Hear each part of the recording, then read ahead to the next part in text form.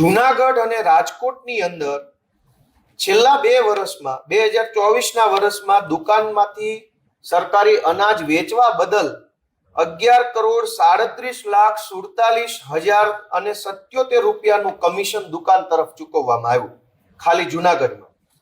રાજકોટમાં 2024માં 15,89,14,172 રૂપિયા અંદાજિત એ દુકાનદારોને ચૂકવા, ગરીબોને નહીં. અને એવી રીતે વર્ષ 2025માં ગયા વર્ષે રાજકોટ આખા જિલ્લામાં સસ્તા અનાજની દુકાનમાંથી અનાજ વિતરણ કરવા પેટે દુકાનદારોને 15,68,27,144 રૂપિયા ચૂકવ્યા. અને આમ જો કુલ ગણીએ માત્ર રાજકોટ અને જુનાગઢ બે જ જિલ્લામાં છેલ્લા માત્ર 2 વર્ષમાં 50 કરોડ કરતા પણ 52 કરોડ કરતા પણ વધારે રૂપિયા માત્ર કમિશન પાછળ ચૂકવવામાં આવ્યા. ગરીબોને 1 કિલો મીઠું આપવાનો ખર્ચો 52 કરોડ રૂપિયા ગણાય, અથવા 1 કિલો તેલ, અથવા 5 કિલો ઘઉં, અથવા 10 કિલો ચોખા. 5 કિલો અનાજ ચૂકવવાનો ખર્ચો ખાલી 2 જિલ્લાનો 52 થી 55 કરોડ આવ્યો. તો આખા ગુજરાતમાં ખર્ચો કેટલો હશે? તો મારું તો ગુજરાતની કરિયાણાની સરકારને એટલી જ વિનંતી છે કે ભાઈ તો પછી હવે રોકડા દેવાનું ચાલુ કરો ને. આ 55 કરોડ જે છે એ ગરીબોને કેશ આપવાનું ચાલુ કરો. ઘઉં ચોખા એને જ્યાંથી જે કિંમતના લેવા હોય લઈ લે, સારી ક્વોલિટીના તો મળે.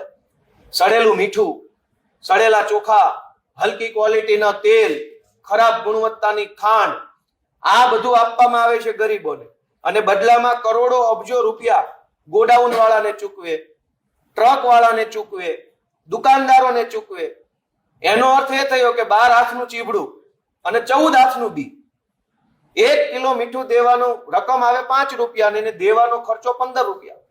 આ કયા પ્રકારની વાત છે? જ્યારે હમણાં થોડાક દિવસ પહેલા નાણામંત્રી શ્રીએ બજેટ રજૂ કર્યું ત્યારે એમણે કીધું હતું કે અમારી સરકાર ગરીબો માટે આટલું આપે છે, આટલા 1000 કરોડ રૂપિયાની જોગવાઈ કરી, એવું એમણે કીધું. પણ મારે આજે કેટલા દુઃખ સાથે કહેવું પડે કે આટલા 1000 કરોડ રૂપિયા જે ફાળવા અન્ન અને નાગરિક પુરવઠા વિભાગને, એમાંથી મોટા ભાગના રૂપિયા તો કમિશન પાછળ, ગોડાઉનનો ખર્ચો, ટ્રાન્સપોર્ટેશનનો ખર્ચો, લાઇટ બિલનો ખર્ચો, ડિસ્ટ્રીબ્યુશન ચેનલ ઊભી કરવાનો ખર્ચો, દુકાનદારોને કમિશન આપવાનો ખર્ચો, કોમ્પ્યુટરનો, ઇન્ટરનેટનો. 100 રૂપિયા સરકારે ગરીબો માટે ફાળવા હોય તો 70 રૂપિયા તો આવા ખર્ચામાં છે, 30 રૂપિયાનું મીઠું આપે છે.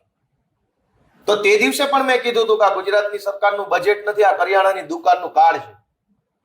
સરકારે 30 વર્ષ સુધી મીઠું આપવું પડે. એનો અર્થ એ થયો કે લોકોના ખિસ્સામાં મીઠાનો વેત નથી રહ્યો હવે.